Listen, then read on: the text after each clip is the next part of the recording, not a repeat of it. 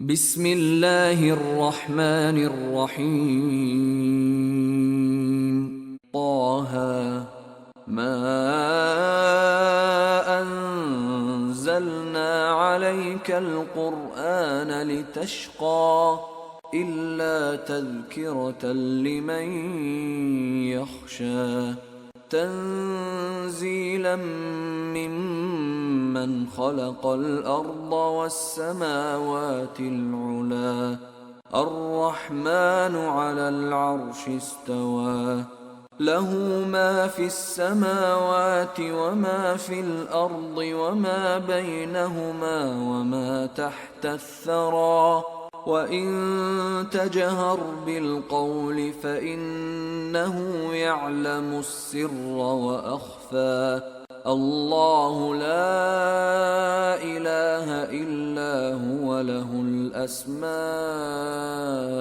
الحسنى وهل أتاك حديث موسى إذ رأى نارا فقال لأهلهم كثوا إني آنست نارا لعلي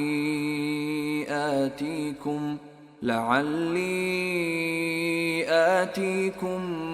منها بقبس أو أجد على النار هدى فلما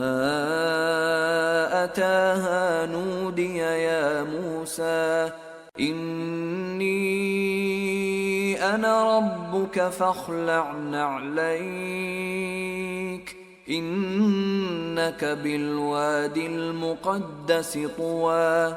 وأنا اخترتك فاستمع لما يوحى إنني أنا الله لا إله إلا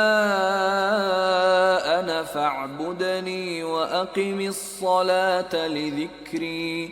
إن الساعة آتية أكاد أخفيها لتجزى كل نفس بما تسعى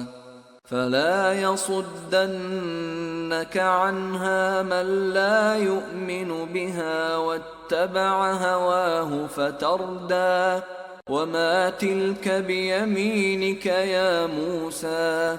قال هي عصاي أتوكأ عليها وأهش بها على غنمي ولي فيها مآرب أخرى قال ألقها يا موسى فألقاها فإذا هي حية تسعى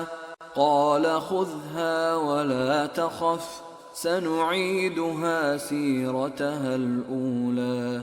واضمم يدك إلى جناحك تخرج بيضاء من غير سوء آية أخرى لنريك من آياتنا الكبرى اذهب إلى فرعون إنه طغى قال رب اشرح لي صدري